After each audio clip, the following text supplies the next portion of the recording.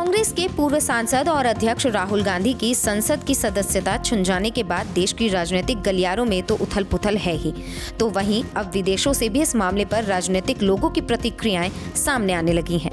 राहुल की सदस्यता रद्द होने के बाद अमेरिकी सांसद ने बयान देते हुए कहा कि उन्हें अयोग्य घोषित कर देने का फैसला गांधीवादी विचारधारा के साथ गहरा विश्वासघात है।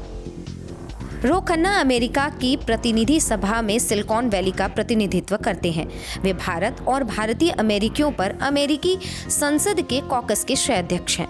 रो खन्ना ने ट्वीट करते हुए कहा कि राहुल गांधी को संसद की सदस्यता से अयोग्य ठहराया जाना गांधीवादी दर्शन और भारत के गहरे मूल्यों के साथ गहरा विश्वासघात है। यह वह नहीं है जिसके लिए मेरे दादाजी ने अपनी जिंदगी के कई साल जेल में कुर्बान कर दिए थे। रो ने अपने अगले ट्वीट में लिखा कि भारतीय लोकतंत्र के हित में आपके पास इस फैसले को पलटने की शक्ति है। वहीं अमेरिका में इंडियन ओवरसीज कांग्रेस के उपाध्यक्ष जॉर्ज अब्राहम ने राहुल गांधी की अयोग्यता को भारत के लोकतंत्र के लिए एक दुखद दिन करार दिया। उन्होंने कहा कि यह भारत के लोकतंत्र के लिए एक दुखद दिन है।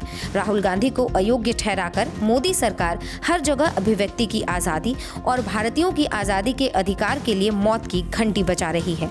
उन्होंने प्रधानमंत्री नरेंद्र मोदी से इस मामले में हस्तक्षेप करने की मांग की है। इससे पहले यूएन के प्रवक्ता फरहान हक ने प्रेस ब्रीफिंग में पूछे गए एक सवाल का जवाब देते हुए कहा था कि मैं कह सकता हूं कि हम राहुल गांधी के मामले से अवगत हैं। हम समझते हैं कि उनकी पार्टी फैसले के खिलाफ अपील करने की योजना बना रही है।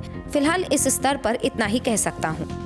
जहां एक तरफ कर्नाटक के चुनावी रण में चुनाव की तैयारी कर रहे पीएम मोदी कर्नाटक की जनता को संबोधित कर रहे थे, तो वहीं दूसरी ओर राहुल गांधी अपनी सदस्यता छिन जाने के बाद प्रेस कॉन्फ्रेंस कर पीएम मोदी और अडानी पर सवाल उठा रहे थे।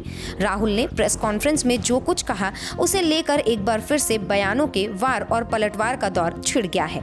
अब देखना ये होगा कि कांग्रेस की ओर से क्या कदम उठाया जाता है और कर्नाटक के चुनावी रण में कांग्रेस को क्या रिजल्ट मिलता है। Bureau report, news nation.